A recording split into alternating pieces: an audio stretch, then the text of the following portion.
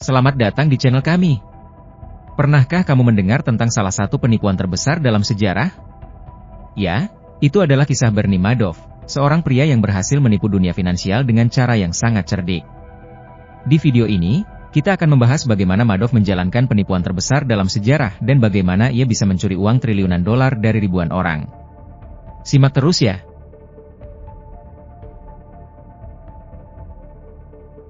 Bernie Madoff lahir pada 29 April 1938, di Queens, New York. Dia tumbuh di lingkungan Yahudi dan sempat kuliah di University of Alabama sebelum akhirnya mendapat gelar di bidang ilmu politik dari Hofstra University. Setelah itu, Madoff bekerja di dunia keuangan, dan pada tahun 1960, ia mendirikan perusahaannya sendiri, Bernard L. Madoff Investment Securities. Madoff juga pernah menjadi ketua Nasdaq, bursa saham terbesar kedua di dunia.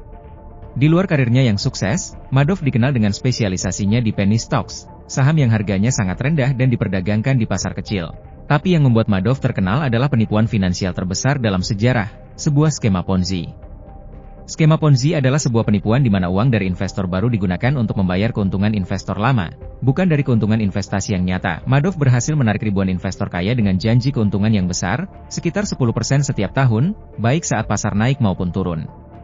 Banyak orang yang tertarik karena janji ini terdengar sangat menguntungkan. Mereka bahkan rela menyebut dirinya investor eksklusif dalam dana Madoff. Madoff menggunakan hubungan baik dengan pengusaha kaya dan berpengaruh, baik di New York maupun Palm Beach, Florida, untuk menarik lebih banyak investor. Ia juga dikenal sangat pintar dalam menjaga citra positifnya dengan memperkenalkan dirinya ke regulator keuangan. Tapi ada banyak tanda-tanda bahwa sesuatu tidak beres. Beberapa orang mulai curiga dengan janji keuntungan yang terlalu bagus untuk menjadi kenyataan.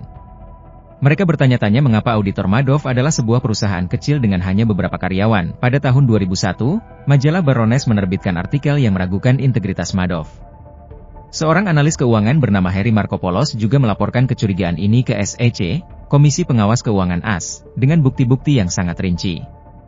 Namun, SEC tidak mengambil tindakan apapun. Dan bahkan bank besar seperti JP Morgan Chase tidak melaporkan adanya tanda-tanda pencucian uang. Bagaimana Madoff bisa menjalankan skema Ponzi sebesar itu selama bertahun-tahun? Salah satu caranya adalah dengan menggunakan yang disebut feeder funds. Ini adalah dana yang mengumpulkan uang dari investor lain dan menaruhnya di Madoff Securities. Dana-dana ini akan dibayar dengan keuntungan palsu yang datang dari investor baru. Sebagian besar investor tidak tahu bahwa uang mereka sebenarnya hanya berputar-putar di dalam skema, dan bukan diinvestasikan dalam proyek nyata. Mereka hanya menerima laporan palsu yang menunjukkan keuntungan besar, padahal semuanya hanyalah kebohongan. Segalanya mulai berantakan pada tahun 2008, saat krisis keuangan global melanda. Investor mulai menarik uang mereka secara besar-besaran, dan Madoff tidak bisa lagi memenuhi permintaan tersebut.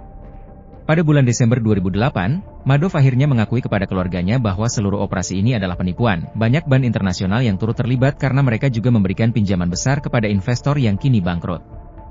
Kerugian yang dialami diperkirakan mencapai $50 hingga $65 miliar. Pada Maret 2009, Madoff akhirnya mengaku bersalah atas penipuan dan pencucian uang. Ia dijatuhi hukuman penjara 150 tahun. Akuntannya, David Friehling, juga didakwa.